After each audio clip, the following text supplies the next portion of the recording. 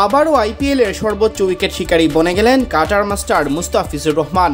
জাসপ্রীত বুমরা ও হর্ষল প্যাটেলের সমান 14টি করে উইকেট শিকার করে মুস্তাফিজ ফের আইপিএলের 17তম আসরের সর্বোচ্চ উইকেট শিকারী। যেখানে 14টি উইকেট পেতে বুমরা ও হর্ষলকে খেলতে হয়েছে 9টি করে ম্যাচ, সেখানে এক ম্যাচ কম খেলেই মুস্তাফিজ ছুঁয়ে ফেলেছেন ভারতের দুই তারকাকে।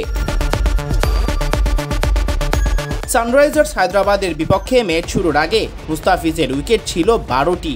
14টি উইকেট নিয়ে তখন তার সামনে ছিলেন বুমরা ও হর্ষল।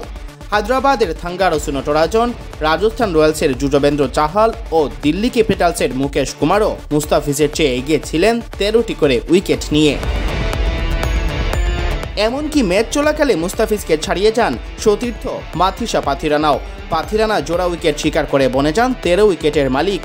তবে ফিজ ম্যাজিক চেয়ে তখনও বাকি। ঋতুরাজ গায়কোয়াদ এদিন মুস্তাফিজকে ব্যবহার করলেন অঙ্ক কষে কষে।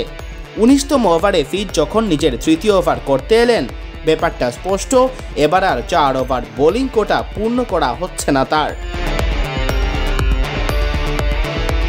কিন্তু মুস্তাফিজ নিজের সবটুকু ঠিকই আদায় করে নিলেন।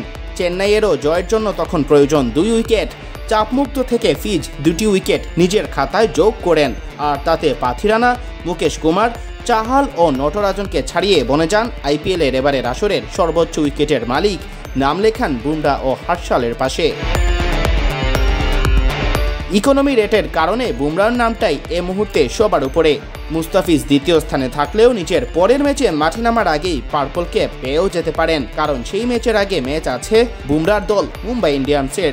অথবা বুমরার অনিষ্ট কামনা নাই করা যাক, যদি ফিজ 1 মে নিজের শেষ ম্যাচটায় ভালো কিছু করতে পারেন, তাহলে হয়তো পার্পল ক্যাপের মালিক হয়েই ধরবেন দেশের পথ।